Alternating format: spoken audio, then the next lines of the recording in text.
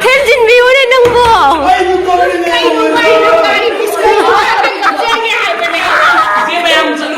바이바이.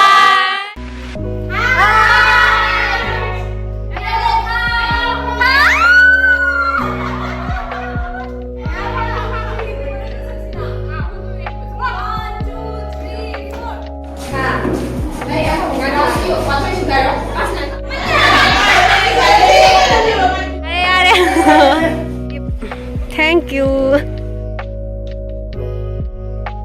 Mayam lala tu silchar road. Yung tu siya ko first dali ni. Mayam si tarami ba kanagi exam tha bada puba chitno khangde.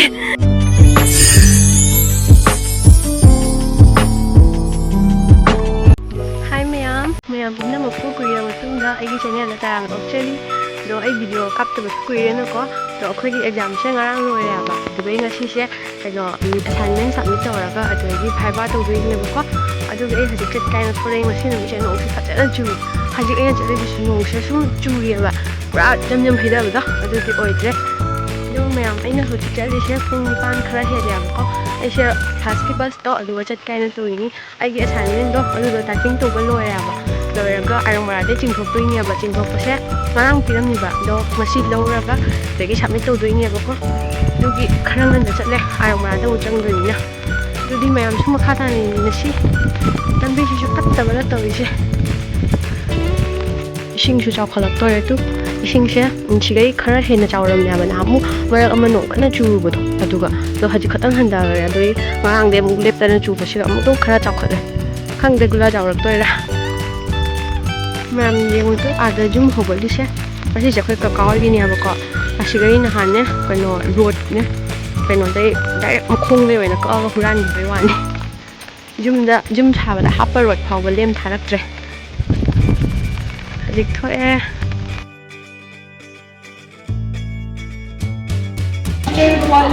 And the pizza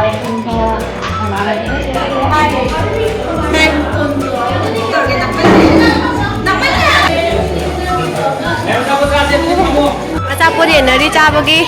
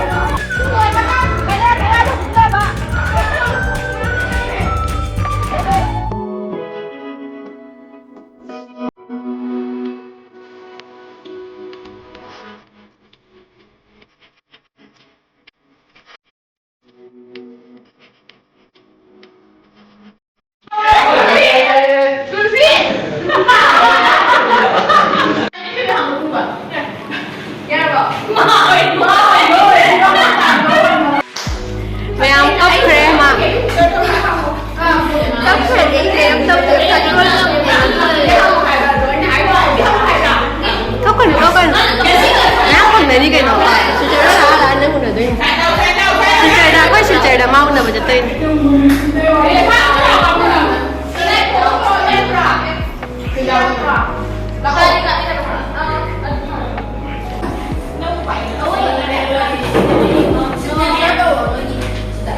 photocopy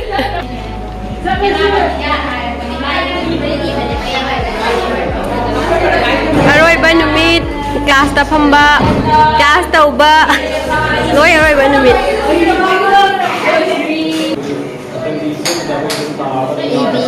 Ibiu karya me ibiu ibatale kanku dangdo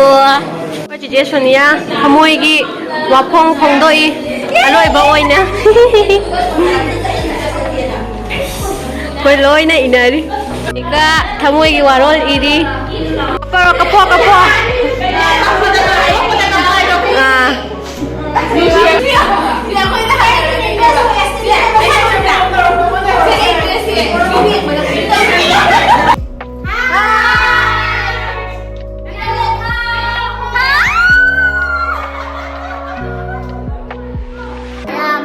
4 sem master lawyer ngasina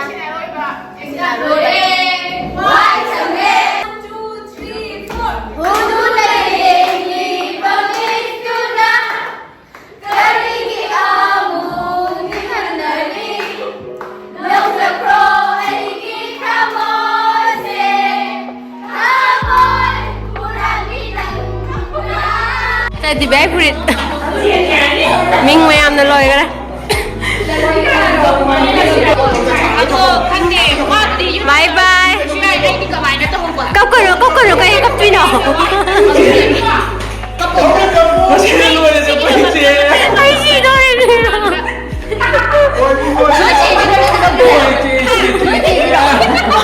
Thêm xin view lên nâng bộ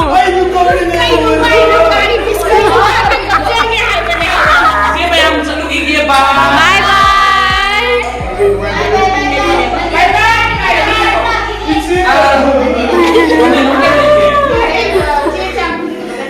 Kan huwa rồi bên mình chưa cả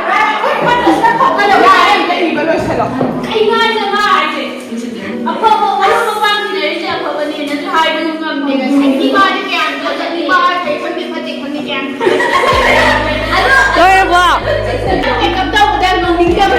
Thank you Bỏ xí kì nè tê Mày am haji khoi class tay thore Lúc ấy haji ayong marada mung chắc kỳ đôi ni Thai thabak loi rak tabane lai hori ba dubi Alo iba ni ngasi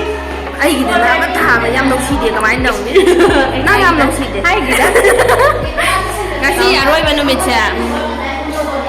không thì ai rồi này ai chẳng cọc cân là vấn đề mà Ngasi cặp ninh à rồi ngasi đi cọc ninh được cọc cân vì thế chỗ cả là mày một kia À thế yang cọc cân vì thế chỗ cả là mày một kia Yang cọc cân ai mi đâu à rồi cọc thì cọc bao rồi kìa đâu mà nó nói là cái này gì cần rồi ngasi là lùi về nát trì đấy à Hoi Thèn cái này bảo nó cái này đúng không Paudo adagi WhatsApp ta contact ta mangna rasu FB da Insta da lối này này adagi YouTube Kau na dabi em mang để thằng ông phải đâu phải mang rồi mà Hoi Đó hát kia lọc vào đi ấy Mayam lambi je ugu da nushi Aloi ba oi re Wo han sula roi si lambi he chat su chat la roi Sina get thopoi men lambi Adagi siga fast food ki dai re siga bu wai am hawi Siga na akhoi gi function tawbada phammaga photo ka pham Sina akhoi gi jaha gi function tawbam siga farewell freshers loi tawi siga Khoi ji han bai thore jum han bagi Arapura chat bagi haibado adu chala roi Hadi ngasi to e ba Jum han bai bus nang roi bus report 4:30 da to ni Ado aham bai bus chat khre do haji lampi da chatli get ko chala get tai bus tong doi ni Chikchi phomje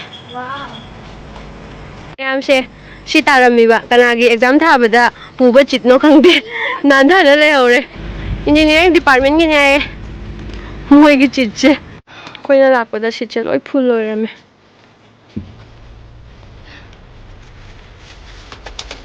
akhoi gi gift thank you tu memory oina ba khoi hungi nusidra ubada ai yam nusida si ubada mayam se sina khoi gi thesis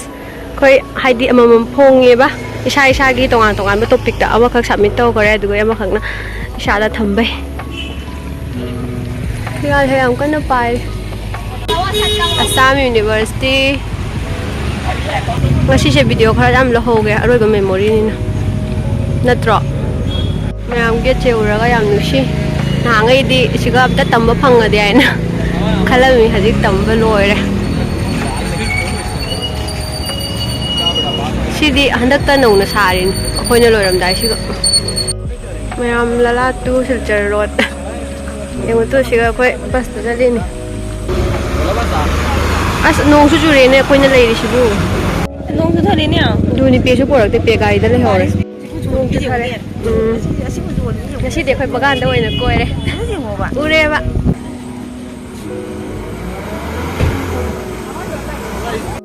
May hamsi na akoy lambi pajama nito Ay hojik bas te kum thao ra ko Dugi kong na changi Lambi niya ay na kong thaba mo laite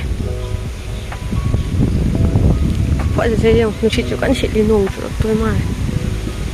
ꯌꯥꯝ ꯀꯟꯅ ꯌꯦꯡꯉꯣ ꯅꯨꯡꯁꯤꯠꯁꯦ ꯃꯈꯣꯟꯁꯦ ꯇꯥꯕꯗ ꯑꯗꯨꯝ ꯈꯪꯉꯦꯕ ꯀꯜꯂꯦ ꯀꯤꯖꯈꯠꯂꯛꯑꯦ ꯂꯝꯕꯤꯁꯨ ꯐꯖꯗ꯭ꯔꯥ ꯃꯌꯥꯝ ꯑꯩ ꯍꯧꯖꯤꯛ ꯌꯨꯝ ꯌꯧꯔꯦꯕꯀꯣ ꯍꯥꯏꯗꯤ ꯌꯨꯝꯒꯤ ꯊꯣꯡꯒꯥꯟꯗꯣ ꯑꯗꯨꯗ ꯆꯪꯉꯦ ꯑꯗꯣ ꯂꯝꯕꯤꯁꯤꯅꯦ ꯍꯥꯏꯗꯤ ꯅꯣꯡ ꯆꯨꯕꯗꯣ ꯑꯗꯨꯒꯤ ꯅꯣꯡ ꯆꯨꯔꯒ ꯑꯩꯈꯣꯏ ꯂꯝꯕꯤ ꯌꯥꯝ ꯐꯠꯇꯦꯕ ꯑꯗꯨꯗꯒꯤ ꯉꯁꯤ ꯍꯥꯏꯗꯤ ꯅꯍꯥꯟꯒꯩ ꯂꯝꯕꯤ ꯆꯠꯄꯗꯅꯦ ꯃꯤꯅꯤꯠ 10-15 ꯆꯪꯕꯗꯣ ꯉꯁꯤꯗꯤ ꯄꯨꯔꯥ ꯄꯨꯡꯈꯥꯏꯅꯤ ꯆꯪꯉꯤꯕ ꯂꯝꯕꯤꯗꯣ ꯍꯦꯟꯖꯟꯅ ꯐꯠꯇꯕꯒꯤ ꯑꯗꯣ ꯃꯌꯥꯝ ꯍꯧꯖꯤꯛ ꯌꯨꯝ ꯌꯧꯔꯦꯕꯀꯣ ꯑꯗꯨꯗꯤ ꯃꯌꯥꯝ ꯉꯁꯤꯒꯤ ꯚꯤꯗꯤꯑꯣꯁꯦ ꯁ꯭ꯋꯥꯏꯗ ꯂꯣꯏꯁꯤꯟꯖꯔꯒꯦ ꯏꯁꯤꯡ ꯆꯥꯎꯔꯦ ꯑꯗꯨ ꯏꯁꯤꯡ ꯉꯥꯛꯇ ꯂꯣꯏꯔꯦ ꯂꯧꯕꯨꯛꯀ ꯃꯌꯥꯝ ꯅꯦꯛꯁ ꯕ꯭ꯂꯣꯛꯇ ꯑꯃꯨꯛ ꯊꯦꯡꯅꯔꯁꯤ ꯕꯥꯏ ꯕꯥꯏ